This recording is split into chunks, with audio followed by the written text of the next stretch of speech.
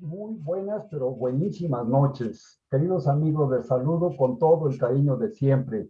Mi querido Alejandro Zabaleta, historiador, cantante, músico extraordinario, te saludo con mucho cariño. Buenas noches, mi querido maestro Rafael. Buenas noches a todos los que nos acompañan y a nuestros queridos hermanos panelistas también. Muchas gracias. Querido José Gutiérrez, politólogo y un masón extraordinario con una gran trayectoria en la institución. Te saludo con mucho cariño y te agradezco que nos acompañes en esta emisión más de las charlas entretenidas. Hola Rafa, buenas noches. Muchas gracias Alejandro, Felipe, Rafa, buenas noches. ¿Cómo están? Un saludo a toda nuestra audiencia. Y aquí estamos para lo que se venga el día de hoy. Te agradezco mucho. Y ahorita que acabas de mencionar a Felipe, me da muchísimo gusto, es una sorpresa para mí tener hoy la presencia de mi querido hermano y amigo Felipe de Jesús Pliego Platas. Querido Felipe, te agradezco mucho que nos acompañes, maestro, un extraordinario pedagogo, responsable de muchas generaciones de niños y además experto en filosofía. Te agradezco mucho que nos acompañes, mi querido Felipe. Mi querido Rafa, mis queridos hermanos, es un gusto para mí estar con todos ustedes en este intercambio de ideas. Muchas gracias. Fíjense ustedes que en esta nueva emisión ya vamos en la número 6 de esta nueva etapa de las charlas entretenidas, en las cuales estamos pues compartiendo una reunión entre todos, tomando cafecito y platicando de manera rica. Nos falta hoy que nos acompañe mi querido hermano y amigo Joel Gutiérrez Flores. Joel Gutiérrez Flores, yo creo que no tarda mucho, nos había platicado que tenía algunos problemitas de conectividad, pero esperamos que lo resuelva muy rápido y que en unos minutos se incorpore a nuestra charla. Y les agradezco, tenemos la transmisión en vivo por Facebook, como es constante todos los viernes a partir de las 8:30 de la noche. Entonces, una vez que estemos transmitiendo en vivo, pues obviamente hay un chat para que nuestros internautas que nos acompañan, que nos hacen el favor de acompañarnos en esta emisión, pues nos den sus opiniones, nos hagan sus consultas, sus preguntas, o bien pues que discutan con nosotros si algo de lo que nos atrevemos a afirmar no les parece adecuado, no les parece cierto. Así que pues con este chat en vivo que tenemos por Facebook, creo que podemos tomar la opinión de todos y pues ahí iríamos platicando. Además, pues corrigiendo como es normal, corrigiendo todas las regadas que damos, porque pues así como que dueños de la verdad, ¿quién del mundo se puede considerar, no? Y te quiero platicar, Felipe, tú no nos has acompañado en las últimas ocasiones, pero habíamos hecho varios planes maquiavélicos y todo porque yo lo generé. Primero pensé en que íbamos a victimizar a nuestro querido hermano y amigo Alejandro Zabaleta, pero justo cuando estaba yo a punto de cumplir mi maquiavélico propósito, Josué tuvo un problema de actividades profesionales y me dejó solo y dije, bueno, pues entre Joel y yo creo que sí la hacemos, pero que se voltean, Felipe de Jesús, y entonces entre Joel y Alejandro, pues me hicieron papilla. Luego la semana pasada tuve la suerte de que nos acompañó, no sé si tú la conozcas, nuestra querida hermana y amiga Liliana Vázquez Montoya. Por supuesto. Extraordinaria, por cierto, que experta en artes marciales. Y dije, pues ella va a ser mi salvación y quien se ponga al brinco, pues recompone después. Y estuvimos platicando de una manera muy interesante con Liliana, que además, pues además de tener una trayectoria importante, brillante dentro de la masonería, pues es una chica joven, una mujer joven, con belleza física, pero además una belleza intelectual. Se ha ganado su lugar dentro de nuestra institución por sus propios méritos. Y hablábamos de esas calidades. Y platicando de esta presencia de una mujer dentro de la masonería, que ya ves que de repente pues causa escándalo, ¿no? Porque tradicionalmente se ha dicho en la mayoría de los textos que se publican, se dice que los masones no aceptan a las mujeres dentro de su organización por varias razones, que ahorita no vendría el caso analizarlas, pero hay muchas razones que dicen que no se aceptan. Y cuando apareció Liliana, pues yo me fui de espaldas, dije, ahora sí, pues nos van a cortar de este canal, ¿no? Nos van a cortar la luz o nos van a quitar algo, ¿no? Pero afortunadamente todo funcionó muy bien y sus intervenciones muy brillantes, muy talentosas. Entonces, hablando de esto, salió a nuestro tema que en el rito nacional mexicano, desde sus orígenes, desde cuando se formó, se aceptó a la mujer en condiciones de igualdad con los varones. Y entonces, con eso salió el tema y dijimos, pues en la próxima charla entretenida, o sea, en esta ocasión, vamos a hablar detenidamente de todo lo que sabemos acerca del rito nacional mexicano. Y en esas estamos. Entonces hoy pues vamos a tener que abrir el fuego. Creo que ya está llegando nuestro querido hermano y amigo Joel Alejandro Gutiérrez Flores, está a punto de conectarse, ya veo que está apareciendo su nombre, solamente nos faltará tener imagen y sonido, su voz, y ya estaremos continuando. Pero entonces, bueno, ya está aquí finalmente. Joel, qué gusto verte. Joel Gutiérrez. Queridos hermanos, todos, buenas noches. Disculpen la tardanza, pero la conectividad con esta lluvia, se fue la luz, se reseteó la computadora. Bueno, y justo 5 o 6 minutos antes de iniciar transmisión. Entonces, lo siento. Afortunadamente ya estás aquí. Ocupé estos minutos esperando que llegaras, Joel, haciendo como dicen en la televisión, haciendo tiempo para que llegaras. Afortunadamente ya estamos aquí completos. Hoy nos dio la sorpresa nuestro querido hermano y amigo Felipe de Jesús Pliego Platas de acompañarnos, y bueno, pues es un banquete para nosotros, igual que la semana pasada con la presencia de Liliana.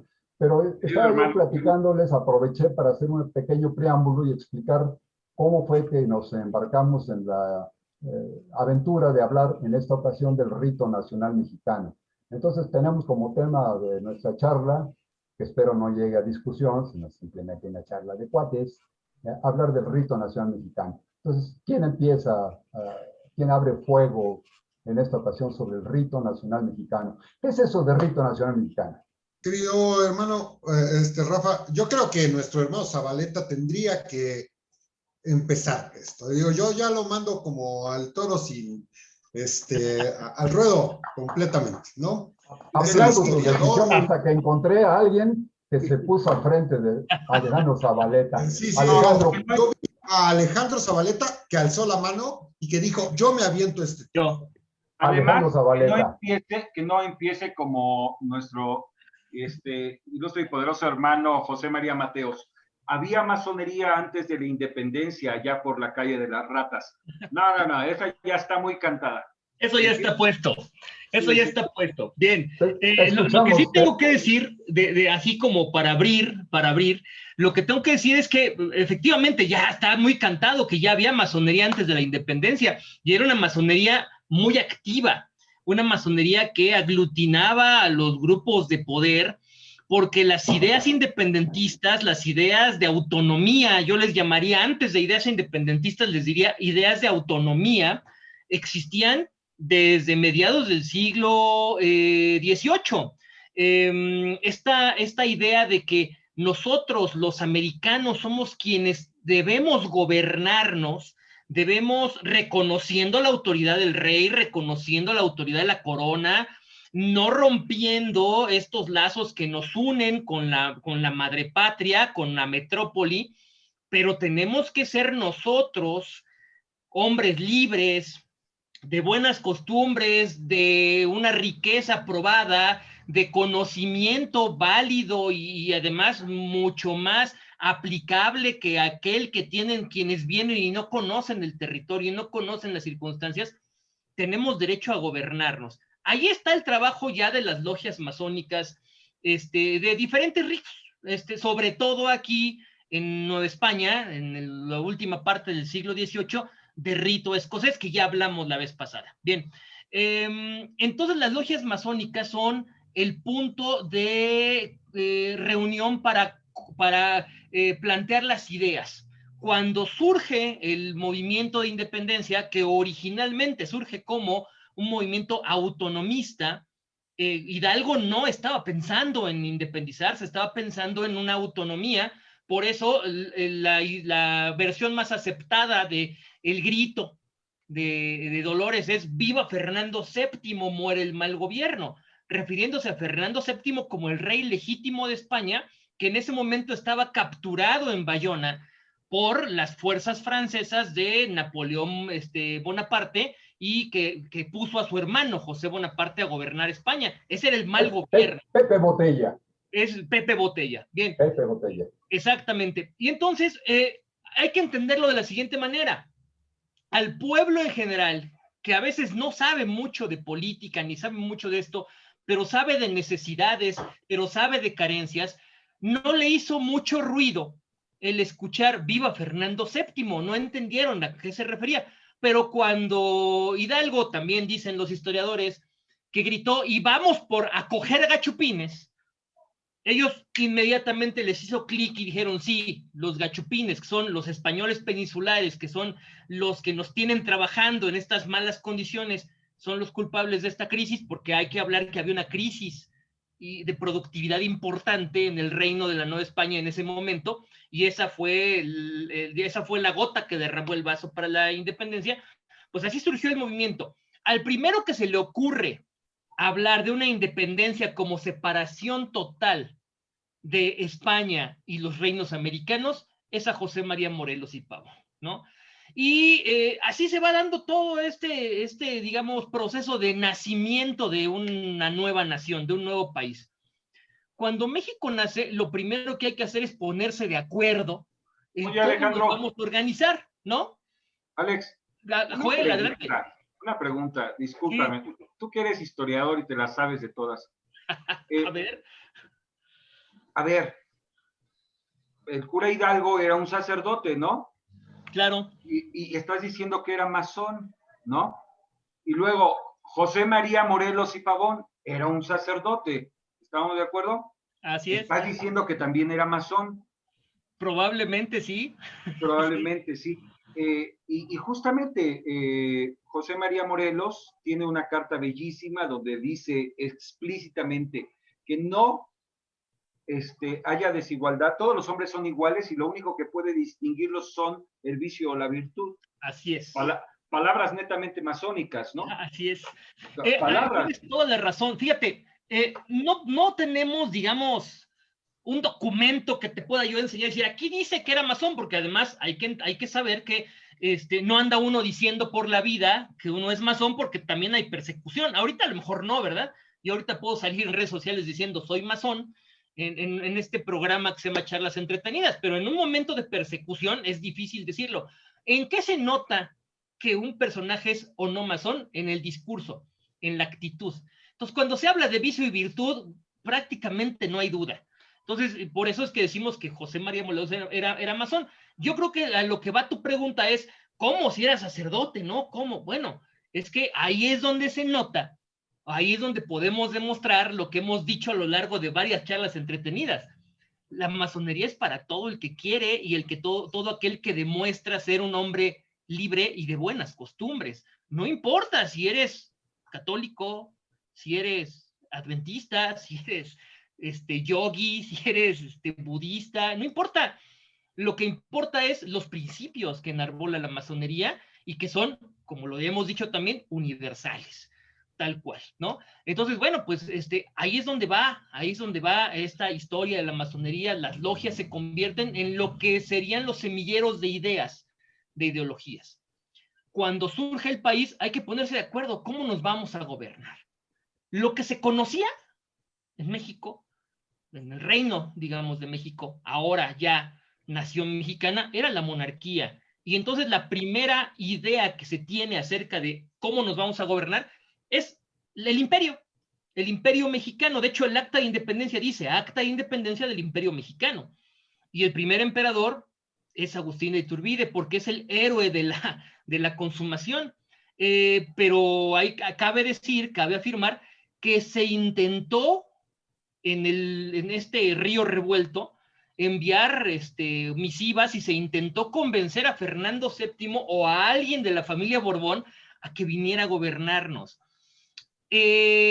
A esto muchas logias masónicas se opusieron porque dijeron, no tiene caso que estemos haciendo la independencia y que estemos invitando al rey, que era nuestro rey, a que nos gobierne ahora. Por eso es que comienzan dentro de las logias masónicas las ideas de república. El problema es qué tipo de república vamos a tener. A ver, perdóname, Alejandro, perdón que te interrumpa. Adelante. Aquí me gustaría mucho, con el permiso de ustedes, preguntarle a Felipe, aprovechando que está aquí Felipe de Jesús Pliego Platas, de acuerdo con tu experiencia como maestro que has educado a muchas generaciones de infantes y de adolescentes, esto que nos está diciendo Alejandro, de que primero se crea, digamos, todo este movimiento, nos habla, por ejemplo, de que algunas logias masónicas comenzaron a pensar que era mejor ser un imperio o que buscar otra forma. En tu opinión, ¿crees que dentro de las logias puede haber diferencias de opinión? Si se supondría que sería la versión que dan los grandes maestros y decir, aquí se piensa así y se callan los demás. ¿Tú crees que haya esa opción de que pudiera haber diferentes alternativas? Por supuesto que sí, mi querido Rafa. Mira, lo he repetido de manera muy persistente en diversos foros, que cada una de las instituciones, ninguna institución es monolítica. Es decir, que al interior de cada institución hay una diversidad de pensamiento, hay una forma distinta en la que actuamos independientemente de que formemos parte de esa agrupación o de esa institución. El ejemplo más claro que generalmente yo he puesto es la familia. Nosotros somos integrantes de una misma familia, comemos en la misma mesa, somos educados por los mismos padres, y sin embargo, dentro de una familia hay una diferencia abismal a veces entre los hermanos. No necesariamente coincidimos. Y así como ocurre en este tipo de instituciones, en la masonería sucede algo semejante. En la masonería no podemos pensar que todos absolutamente los que pertenecen al rito escocés o al rito de York necesariamente tienen que pensar de la misma manera. Hay una diversidad de pensamientos, por lo menos que se van diferenciando a veces de una manera muy sutil entre cada uno de los que conformamos este tipo de agrupaciones. Y bueno, dentro de la masonería nosotros nos hemos encontrado con que hay diversos ritos, y en cada uno de los ritos se van aglutinando personas con una ideología o con una forma de pensar totalmente distinta que nos va identificando. Efectivamente, nuestro querido hermano Alejandro hablaba de los ritos que prevalecían durante el proceso revolucionario de independencia, en el que pues evidentemente ya desde ese momento se podían ver diversas tendencias en este mismo movimiento. Vamos, no solamente diversos ritos. Aquí yo sí quisiera señalar que, por ejemplo, Joel R. Poinsett, que al principio del movimiento de independencia, que fue un embajador norteamericano, fue el que introdujo el rito de York. Y era un rito, digamos, liberal, que contrastaba totalmente con el rito escocés, que el rito escocés básicamente, efectivamente, como lo señalaba nuestro querido hermano Alejandro, pretendía sí la separación de la madre España, pero fundamentalmente pretendían que el gobierno que se impusiera aquí o que se adoptara para México fuera un gobierno de tipo monárquico. Y a diferencia... A ver, perdón que te interrumpa. Aquí, a ver si José o alguien me saca de esta duda, Joel, porque ya me enredé. Entonces, ¿qué tuvieron que ver las Cortes de Cádiz? No tuvo nada que ver lo que ocurría en España con toda la problemática política.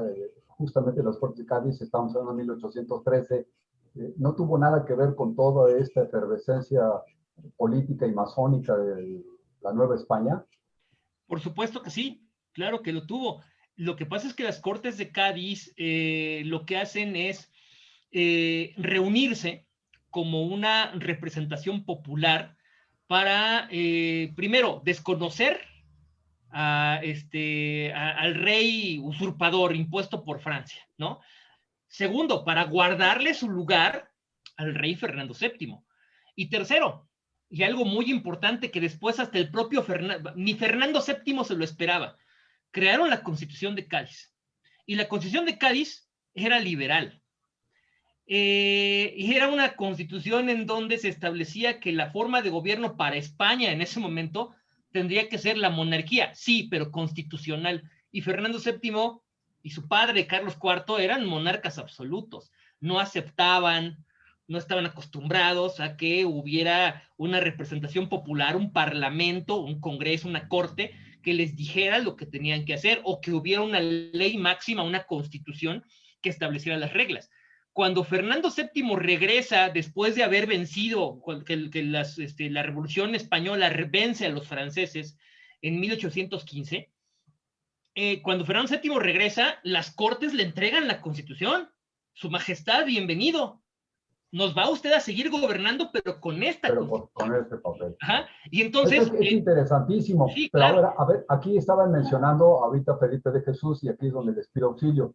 Felipe de Jesús hablaba, como han dicho ustedes también, de que la discusión estaba entre las logias de York y las logias escocesas. Pero cuando Pepe Botella, el hermano de Napoleón Bonaparte, usurpa, llamémosle así, el trono de Fernando VII en España, él, como él era gran maestro de la Gran Logia de Francia, es decir, del rito francés, y entonces crea la Gran Logia de España. Entonces, esta posibilidad de considerar que la Gran Logia de Francia, el rito francés, también tuvo intervención en todo el movimiento revolucionario que se dio en España.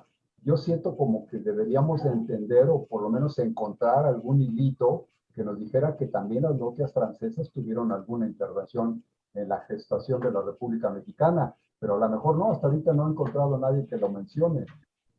Creo que por ahí se puede mencionar específicamente y está plasmado en el muro del Arco del Triunfo, un latinoamericano, que es Miranda, ¿no? Miranda, digo, poco he leído sobre eso, pero sí, él fue uno de los precursores de la masonería, tanto latinoamericana, bolivariana, antes que el propio Simón, y que nuestras logias aquí, y él estuvo mucho en contacto con estas situaciones en España. Entonces sí, él es el único latinoamericano masón específico que está en el Arco del Triunfo en Francia, ¿no? Entonces, no sé si Alejandro pudiese ampliar más aparte, ¿no? Efectivamente, antes de que diga Alex algo, no, quiero nada más comentar un punto, Alex, disculpa, te interrumpa. Adelante. Es bien importante entender que la comunicación era lentísima. Pasaban meses para que llegara una misiva de España, y cuando nosotros nos estábamos enterando de lo que estaba pasando en España, bueno, ya habían transcurrido un par de meses seguramente de la aprehensión del rey, y a esta lentitud, ¿no? De misivas, de cartas, de cómo va fluyendo la comunicación, bueno, es lógico que entre tiempo y tiempo se generen ideas propias. Y esto me parece a mí muy interesante, porque no solo entiendo las Cortes de Cádiz, entiendo que empieza a llegar una masonería desde Estados Unidos por medio de mi tocayo Joel Poinsett, y empieza a instaurar un rito de York, llama a logias escocesas a unirse a un rito de York. Por otro lado, hay logias escocesas trabajando, intentando poner orden, intentando independizarse. Por cierto, a estas logias la historia convencional, los libros de texto les llaman tertulias literarias, ¿no? Aquellos personajes se juntaban en tertulias literarias. Así lo vas a encontrar en tus libros de texto, ¿no? Lo cierto es que eran logias masónicas, no tanto, y por supuesto tertulias literarias.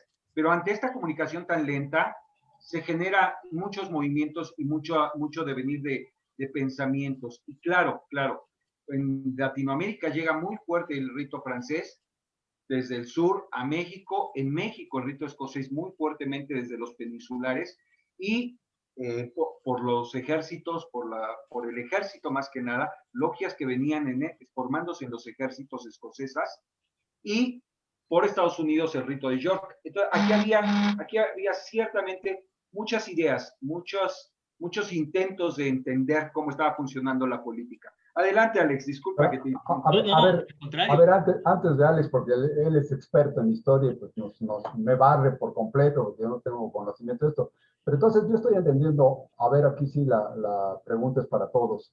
Yo estoy entendiendo que cuando este asunto se da, esta revolución de las ideas, se da en España, causa una gran problemática el hecho de que un país como España, con tradición de centurias, bajo una monarquía, de pronto al rey que lo tenía la iglesia y lo tenía todo el mundo bien sentado en su trono, con toda la admiración y toda la devoción que le tenían. Llega un reino enemigo, es decir, el reino francés, quita al rey, al monarca propio y se sienta. Y entonces se instaura pues una nueva ideología, nuevas cosas. Se divide la nación española o el reino español, se divide en dos grandes tendencias. Podríamos decir que entre muchas, pero dos muy importantes. Los que estaban de acuerdo con el monarca francés, con José Bonaparte, y los que estaban añorando el regreso de Fernando VII, del reino Borbón. Entonces, estas dos tendencias son las que luchan. Esa tendencia, como bien dice nuestro querido hermano Joel, pues tarda un tiempo, pero finalmente se traslada hasta la Nueva España. Tardaban los libros, tardaban los barcos, tardaba todo en llegar, pero finalmente llegan esas ideas. Y entonces yo diría que aquí en la Nueva España no había ninguna concepción, ninguna idea de lo que podría ser una nación propia. Es decir, el barrunto de decir vamos a ser una república no existía. La idea de hacer México, yo, en mi opinión, Miguel Hidalgo ni siquiera por la frente le pasaba, sino la idea era restauramos la monarquía de Fernando VII y corremos a los franceses. Pero otro grupo, también de aquí de la Nueva España, quería seguir bajo el régimen francés. Y bueno, esta tendencia, vaya, hasta ya muy entrado el siglo XX, la colonia Roma, pues tuvo reminiscencias del afrancesamiento de nuestra región. Pero bueno, regreso a aquella época. Estoy hablando de la gestación previa a 1810, antes del grito de Hidalgo. Entonces, esta lucha por saber si regresaba uno o no regresaba, o aceptaban al francés o aceptaban al anterior, al llegar aquí también produce la misma fricción. Y en mi opinión, toda la guerra de independencia que dura desde 1810 hasta 1821, realmente fue entre esas dos tendencias. Pero ya muy al final, los últimos años de la lucha, entonces ya se vio que ni con melón ni con sandía, sino que lo más conveniente era tener una identidad propia y de ahí se genera, quizá como bien decía mi hermano Joel, a partir de José, bueno, lo mencionó también Alejandro, de otro cura que tuvo intervención enorme, José María Morelos, que por cierto creo que José María Morelos tenía un hijo llamado Juan Nepomuceno o algo. Juan Nepomuceno Almonte. Almonte, bueno, era hijo de un sacerdote, no sé si sea cierto o sea habladurías de mi vecindad, pero el hecho es que se dice eso. Entonces José María Morelos, digamos que va dando una idea de que en lugar de seguir con un régimen o con el otro, pues quizá mejor crear una nueva identidad, pero yo sí estoy de acuerdo en que el origen, el nacimiento de nuestro país fue todavía con la tendencia de decir vamos a ser independientes, pero monarquía. O sea, ni uno ni otro, sino uno nuevo mexicano. Y como que eso dio la pauta para un sentimiento de origen inicial de decir vamos a ser diferentes, un nuevo reino. Pero a ver quién me contesta esto. Entonces, efectivamente, el primer monarca, el primer emperador aquí fue Agustín de Iturbide. Pero entonces, ¿dónde quedó Vicente Guerrero? Porque Vicente Guerrero y Agustín de Iturbide se dieron el famoso abrazo de Acatempan. Ellos firmaron la paz y dijeron, se acabó la guerra, ya vamos a hacer las paces. Entra el ejército trigarante, el ejército de las tres garantías, a la Ciudad de México, y pues ese gesto de las 3 garantías, lo primero que tuvo fue un Te Deum en la iglesia, una recepción extraordinaria por los sacerdotes católicos. Entonces yo ya me revolví todo eso, a ver quién me explica, porque ya estoy metido en un zapato. Aquí es importante decir, como preámbulo, que es precisamente Vicente Guerrero del Rito de York.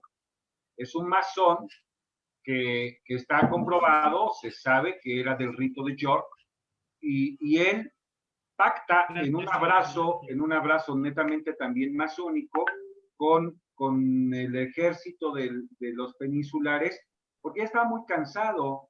Llevaban ya 5 o 6 años de perseguimientos, y él estaba ahí en la sierra de Guerrero, muerto de calor, picando los mosquitos, estaba harto de la guerra.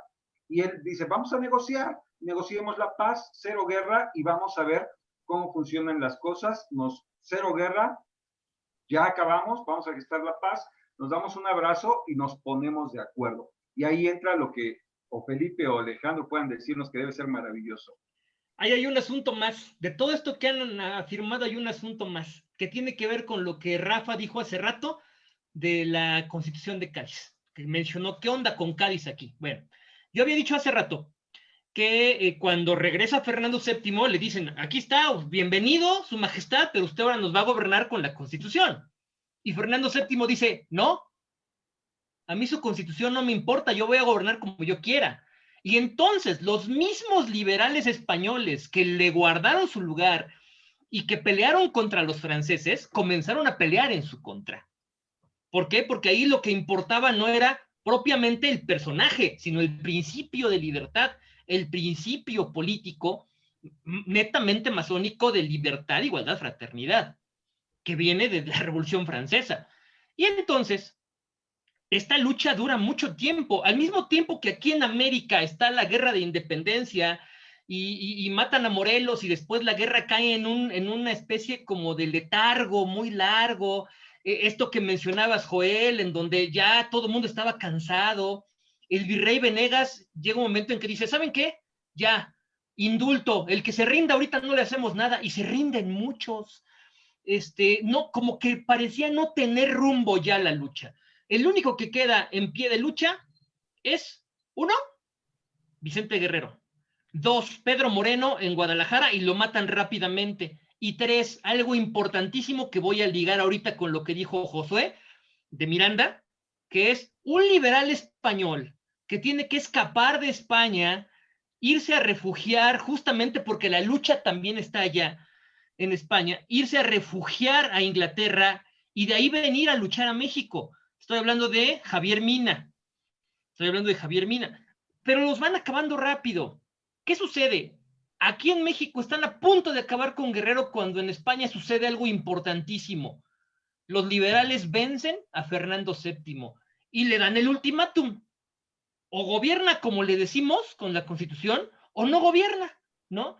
Y como está todavía en el aire esta idea de que a los reyes ya los pueden matar los revolucionarios, cosa que empezó a suceder con la Revolución Francesa, Fernando VII dice, no, pues sí, está bien, y tiene que salir a jurar la Constitución de Cádiz. Y si la sale a jurar el rey, los virreyes de cada uno de los reinos en América lo tienen que hacer. Y resulta que la Constitución de Cádiz le pegaba durísimo a los intereses políticos de las clases acomodadas. Durísimo. Oigan, me están dando, perdón Alex, me están dando ustedes una lección extraordinaria y se los agradezco muchísimo. La verdad es que yo a través de los años me he perdido en muchas ocasiones cuando investigo algún detalle histórico de la masonería, porque hay muy poca documentación masónica. Hay unos cuantos libritos que se han hecho famosos y que algunos de los masones defienden a capa y espada, pero son la verdad libritos muy discutibles, con una gran pobreza de datos, una gran pobreza de todo, en todos sentidos. Pero ahorita ustedes como que me están dando una pista muy interesante. Mucha de la historia con la que podríamos reconstruir a la masonería en México, la historia de la masonería en México, pues se encuentra más bien dispersa en la historia universal.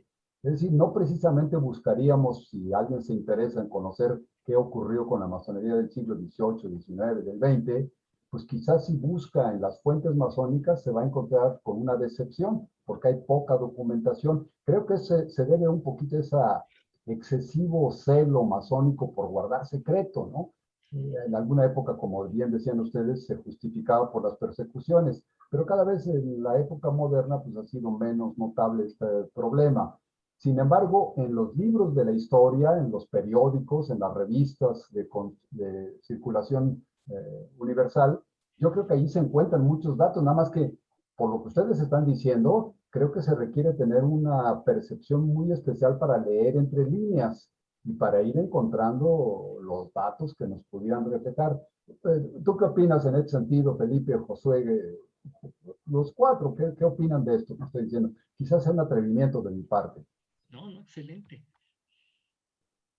Bueno, en mi caso, mi querido Rafa, mira, yo creo que efectivamente, como tú lo señalas, hay una información bastante dispersa con relación a el papel que jugaron o que jugó la masonería en este proceso de revolucionario, en el que finalmente, bueno, viene a conformar una nueva nación, la nación mexicana. Sin embargo, sí podemos rastrear, creo, podemos rastrear el papel de la masonería con algunos ilustres masones. Por ejemplo, hace un momento cuando hablaba sobre Joel R. Poinsett, que fue el que introdujo el rito de York aquí en México, bueno, pues fueron configurando también varios líderes o ideólogos dentro de este rito, como por ejemplo Miguel Ramos Arizpe, que por cierto también era sacerdote. Miguel Ramos Arizpe jugó un papel importantísimo porque fue uno de los primeros que propuso la formación de una república como forma de gobierno. Entonces, Federal, además. sí, efectivamente.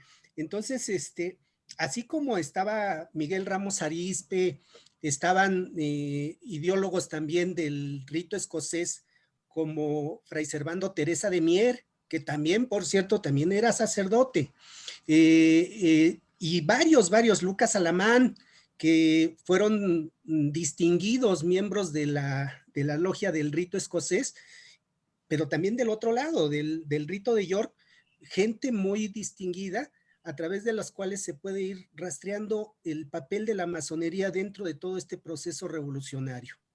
Pero a ver, espérame, ya me hicieron más bolas, caramba, con ustedes no puedo salir ganando nunca. Ahora ya, ¿no se supone que los masones son terribles enemigos de los sacerdotes de la iglesia, que están excomulgados porque muchas bulas papales han dicho que los masones están excomulgados? Ya me mencionaron ahorita ustedes, así de carrerita, a un tal Hidalgo, un tal Morelos, un tal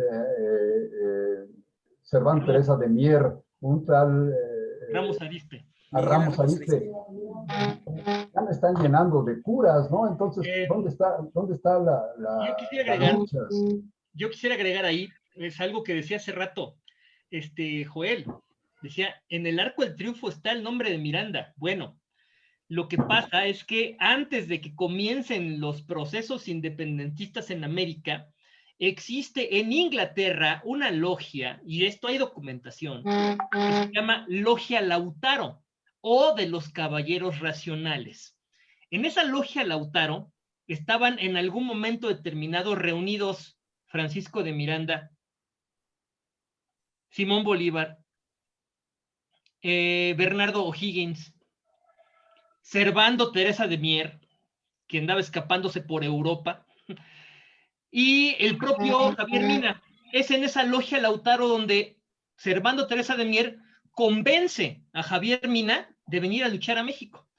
No tengo dato de si Ramos Arizpe anduvo por ahí, me parece que no, pero por esas mismas fechas Ramos Arizpe fue delegado de la Nueva España, todavía Nueva España, en las Cortes de Cádiz.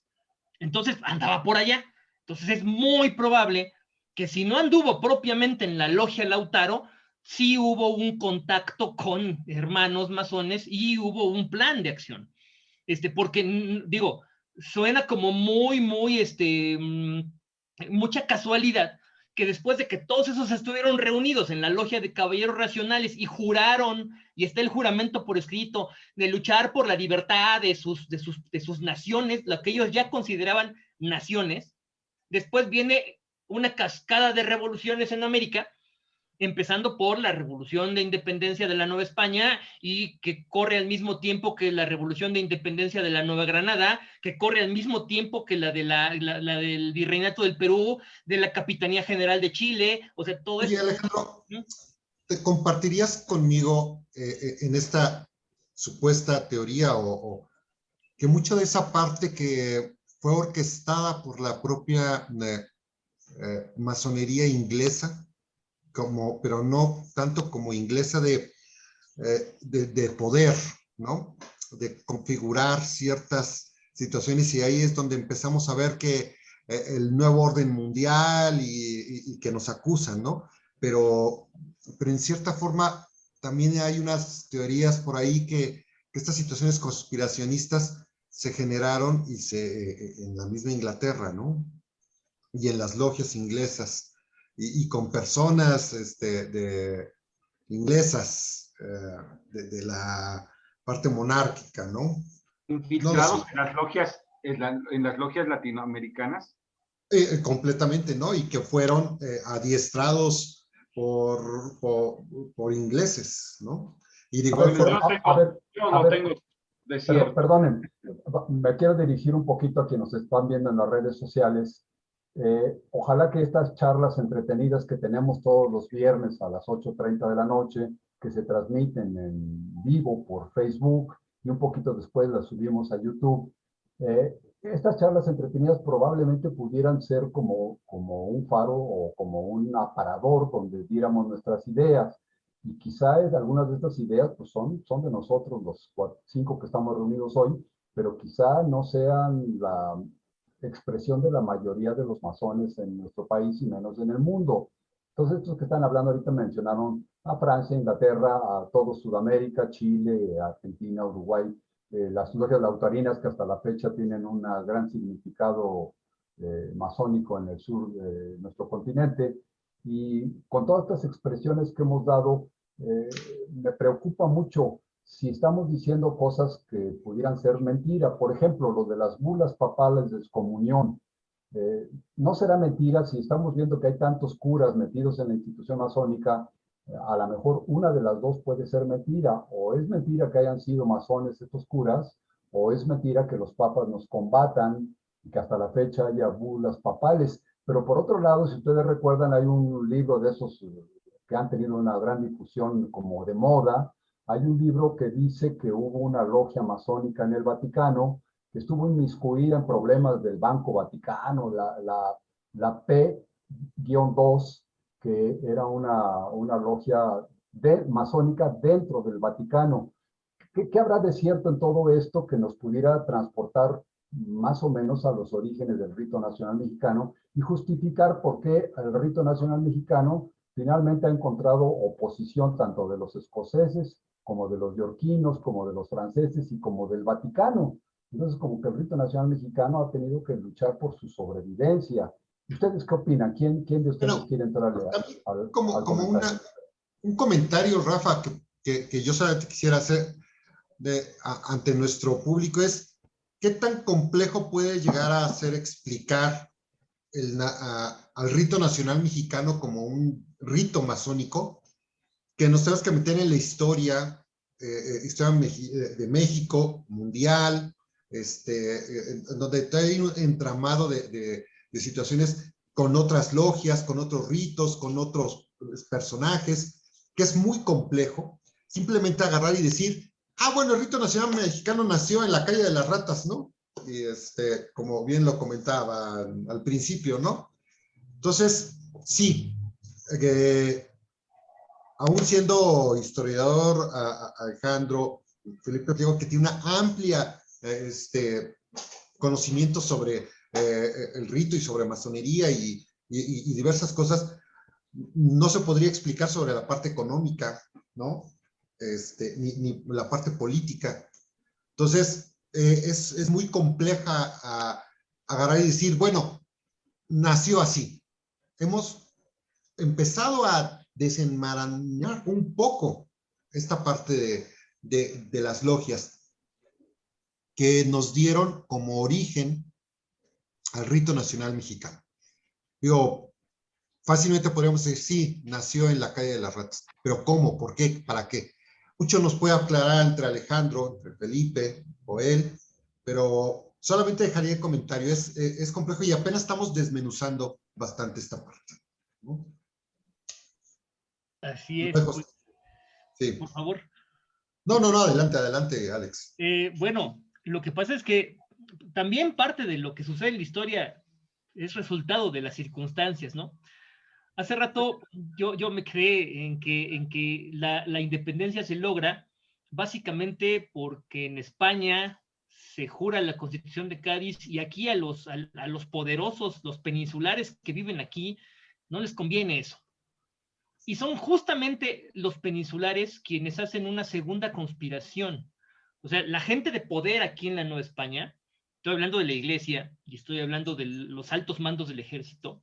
Aquí comparto lo que dice mi querido hermano, el maestro Rafa, que bueno, dentro de la iglesia también hay grupos de disidencia, lo dijo también mi querido hermano Felipe, ningún grupo humano es monolítico.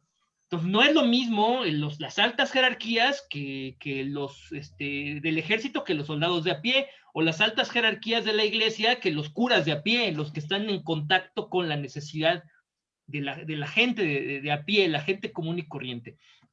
Y esto que les voy a decir sucedió en las altas jerarquías de la Iglesia Católica Mexicana. El obispo manda a llamar a la gente de poder, a los comerciantes peninsulares novohispanos, dicen, esto no nos conviene, ¿qué hacemos? Y entonces se reúnen en la iglesia de la profesa y mandan llamar a Iturbide, que era el jefe del ejército realista, y le dicen, oye, ¿sabes qué? Ya no nos conviene pelear, ahora nos conviene hacer la independencia. Entonces, así como el movimiento de independencia comenzó con una conspiración, terminó con una conspiración que resultó en una negociación. Lo que ya dijo Joel, un abrazo masónico entre Guerrero, que ya estaba empapado de estas ideas, y después, ya con Poinsett, ya con la logia yorquina bien instalada, llegó a ser el gran maestre de la logia yorquina, nada más. Y Agustín de Iturbide, que él va con el encargo de hacer las paces, ¿para qué? Para hacer una independencia que le convenga a las altas jerarquías. No más que aquí hay pocos los que dicen esto.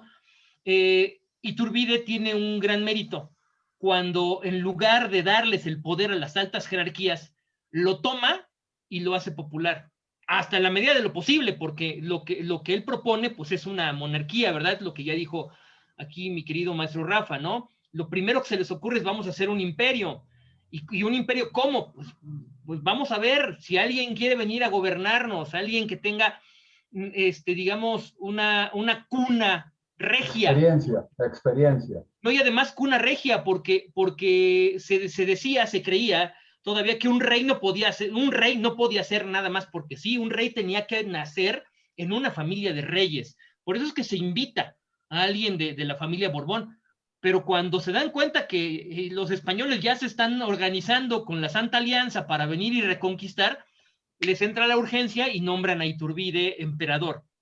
Oye, Alejandro, perdón, entonces, en este asunto, así tal como lo han planteado ustedes, entonces, ¿cuál fue la posición o cuál fue la teoría que los conspiradores masones que dijeron, vamos a fallarle al rito de York, vamos a fallarle al rito escocés y vamos a hacer un nuevo rito con identidad mexicana?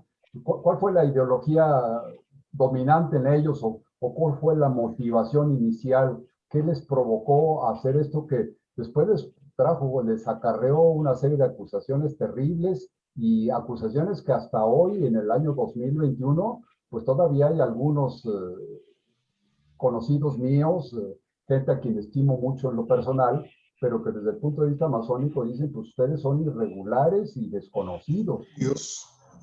Yo diría que son dos cosas.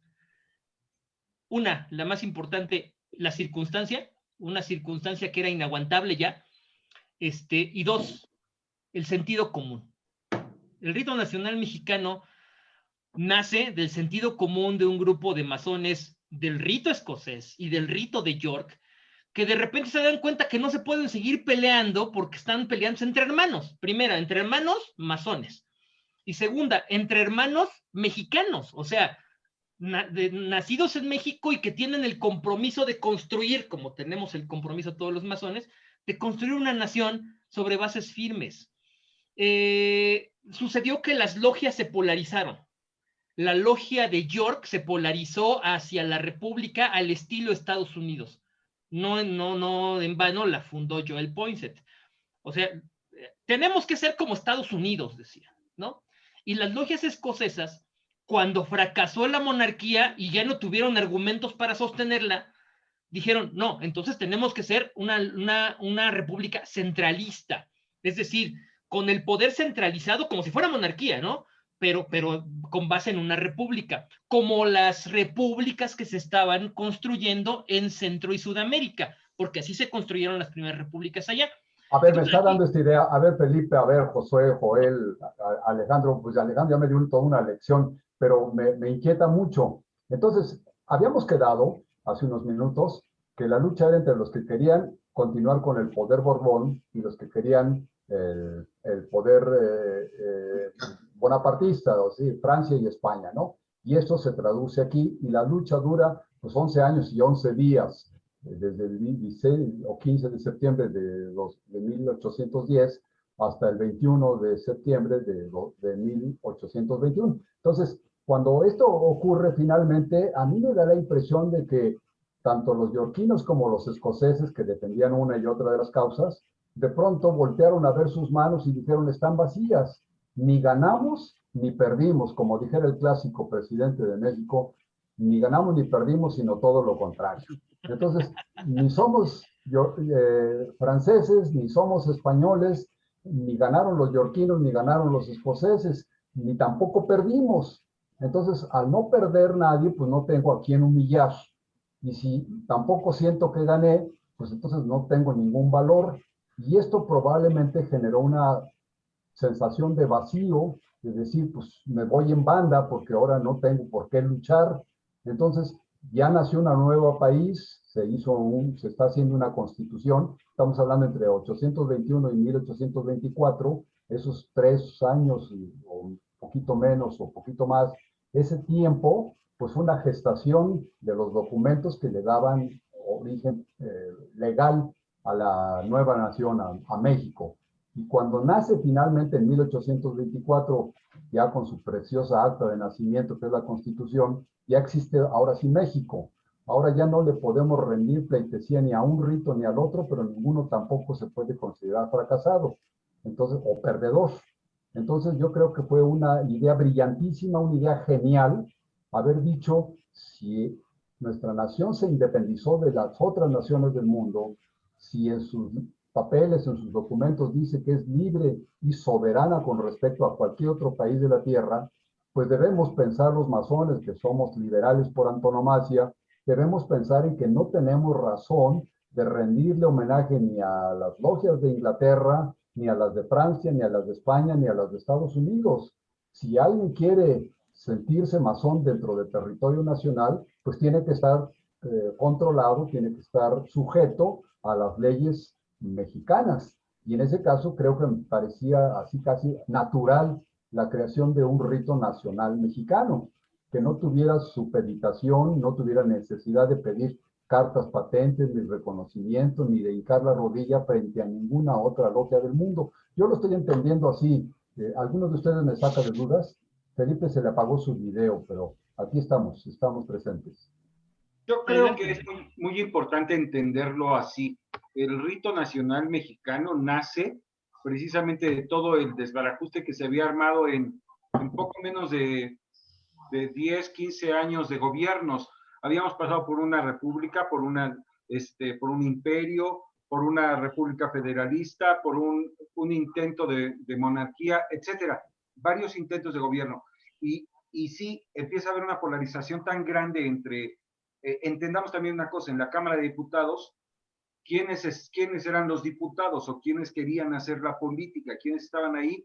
Pues gente que se sabía, que había estudiado, que había ido a la escuela, que sabía leer y escribir, era mínimo el porcentaje de gente que sabía leer y escribir en ese entonces, y los que sabían leer y escribir y pensar y estudiar y leer libros y traerlos desde Europa, porque aquí todavía no se imprimían, pues había que juntarlos, aglomerarlos en un grupo. Generalmente se aglomeraban en logias masónicas. Estas logias masónicas eran yorquinas, eran ciertamente francesas, ciertamente escocesas antiguas y aceptadas, y ellos empiezan a discutir la forma en cómo se debe generar este país. Ante tal discusión genera, muy bien lo dice, el sentido común, pero también yo creo, Rafa, que hay un sentido de pertenencia.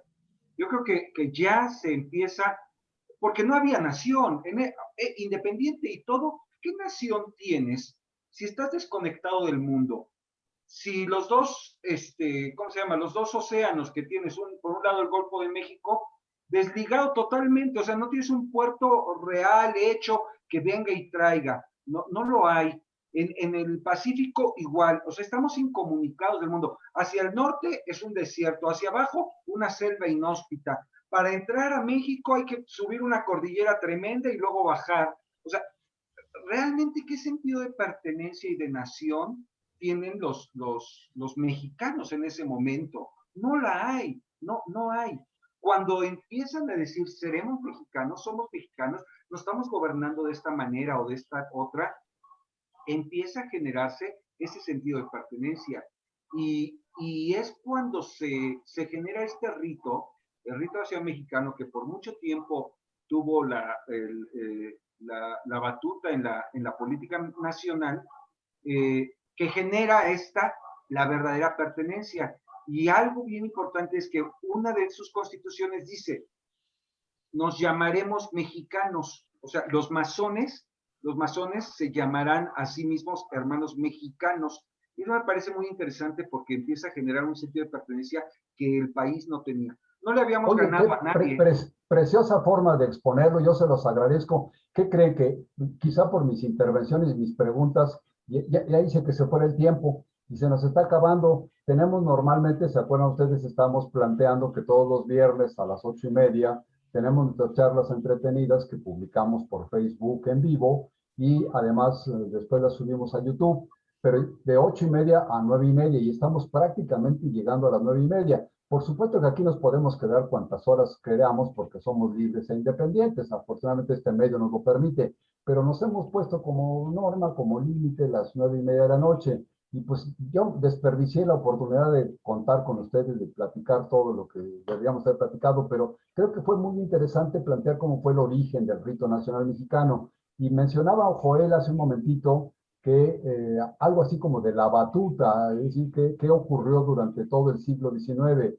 ¿Qué les parece si, pues ahorita dan ustedes una conclusión, y qué les parece si la próxima de nuestras charlas entretenidas, el próximo viernes a las 8:30 de la noche, platicamos ya sobre, considerando que el rito nacional mexicano ya nació, que ya se creó, que ya tiene una organización, y platicamos si sirvió para algo o no sirvió?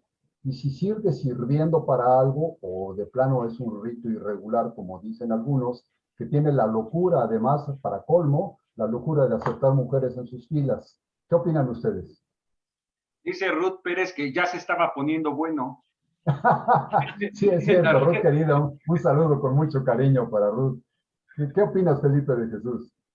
Estamos ya a punto de terminar nuestra reunión, pero pues caray, tenemos posibilidad de echar de nuestro ronco pecho. Claro, pues me pareció bastante interesante todo esto, mi querido Rafa. Efectivamente son muchas las cosas que quedan pendientes para ir configurando lo que hasta el día de hoy conocemos como el rito nacional mexicano. Eh, Cosas, por cierto, muy, muy riquísimas, porque quizás la etapa en la que brilla más el rito nacional mexicano, pues es en la etapa de la reinstauración de la República con Benito Juárez, en donde hay toda una serie de cambios radicales en torno a cómo se va organizando nuestro país, y ahí es donde precisamente, repito, es donde juega un papel importantísimo la masonería y específicamente el rito nacional mexicano. ¿Qué nos sugieres para la próxima semana, Alejandro Zabaleta? ¿Qué nos sugieres sobre qué tema nos peleamos? No, bueno, pues es que esto no ha terminado. Yo sugiero que Eso es sigamos amenaza, ahorita. eso es una amenaza. Esto no ha terminado, no. Sugiero que sigamos, o sea, ahorita estamos llegando con toda esta emisión, solamente lo que hicimos, lo dijo mi hermano José, fue más o menos desenmarañar el origen. Entonces nos hace falta todavía qué vino después. Toda esta lucha entre liberales y conservadores, centralismo y federalismo, dos dictaduras y otro imperio ahí metidos. Toda la primera mitad del siglo XIX, que culmina con un Estado fallido, desgraciadamente se tiene que decir, y después como lo que acaba de decir mi querido hermano Felipe, que es el punto de inflexión del siglo XIX, que es la revolución de Ayutla primero y después el periodo de la Reforma, va a comenzar a construir bajo bases liberales eminentemente, que tienen que ver con la masonería también, lo que este país será hacia finales del siglo XIX y pues en rumbo a lo que será el siglo XX. Yo creo que tenemos que seguir por esta línea. Y no solo el siglo XX, rumbo al siglo XXI que estamos viviendo. Joel, Josué, ¿qué piensan? ¿Qué opinan? Porque ya estamos a punto de retirarnos. Pues bueno, rápidamente ya nos pasamos un poquito para ser bastante rigurosos. Muchas gracias, Felipe. Espero que también nos puedas acompañar en la próxima porque sería muy importante. Me quedo más con lo que nuestro maestro Rafa comenta. ¿Qué pasó? ¿Qué sirvió de algo el rito nacional mexicano? ¿Sirve de algo? En ese momento, su surgimiento, y después, ¿cómo ha pasado? Hubo su gran esplendor en algún momento, ¿no? Creo que tendríamos que empezar por ahí un poco, rascarle esa parte, ¿no? Yo me quedo con esa parte. Dale, de eso hablamos. Joel, ¿algo más para despedirnos? Pues para despedirnos, saludos a Adolfo Galindo, que nos está escuchando, es cliente frecuente de estas charlas entretenidas, a José Luis Alvarado, miembro de la logia, un abrazo grande para ti, José Luis, Edel Espinosa, que siempre nos acompaña, muchas gracias por sus abrazos fraternos, Ruth Pérez, como dice, ya estaba poniendo bueno y nos sacan a la mera hora. Brisna Viridiana, también miembro de nuestra respetable logia simbólica, hermano Flores Magón. Brisna, un fuerte abrazo. Rebeca Gutiérrez, también un gran abrazo, miembro activo de la logia, de la Gran Logia Nacional Mexicana, Independencia número 2. Nancy Hernández, también un gusto saludarte. Muchas gracias a todos ustedes que nos siguen tan amablemente. Y si la pregunta es, ¿qué pasó con el rito nacional mexicano? ¿Sirvió para algo? ¿No sirvió para nada? ¿Qué también pasó con el rito escocés? ¿Sirvió para algo? ¿Sigue sirviendo? ¿Cómo está interactuando? ¿Qué pasa con las logias yorquinas y francesas que también se desarrollan como una masonería muy importante dentro del país y que continuaron con ideales libertarios y muy hermosos dentro de la Revolución Mexicana? ¿Qué pasa con todas esas masonerías que también trabajan, unas a la gloria del gran arquitecto del universo, otras a la gloria del arquitecto de los dos mundos, otras al triunfo de la verdad y al progreso del género humano? ¿Qué pasa con todas esas logias? Yo creo que es muy buen tema para empezar a dilucidar. No queremos aquí estar en contra de nadie ni pretender tener la razón en nada. Queremos desmenuzar y que nos demos cuenta ambos, todos, de qué está pasando la masonería en México y cómo están viviendo los masones de cara al futuro, cómo permanecer y crear realmente nuevos patrones de identidad, de pertenencia, de cultura dentro de este país. Eso es a mí algo que se me hace muy importante. Es cuanto tengo que decir, mi querido maestro. Pues les agradezco mucho, un abrazo para todos, nos despedimos en este momento de nuestra transmisión. Sin ser alarmistas, la verdad es que la súplica es que todos se cuiden. La pandemia no ha terminado, desafortunadamente en algunas regiones de nuestro país se está viviendo un rebrote y debemos de cuidarnos al máximo por nuestro propio bien y por el bien de todo nuestro país. Entonces, cuidarnos, mantenernos lo más protegidos posibles de acuerdo a las indicaciones que dan los científicos de la Secretaría de Salud. Mis hermanos, mis amigos, un abrazo con mucho cariño, nos despedimos, que tengan la mejor de las semanas y nos vemos el próximo viernes a las 8:30 de la noche en una más de nuestras charlas entretenidas. De verdad que tengan la mejor de las semanas. Hasta luego, buenas noches. Hasta luego. Hasta luego.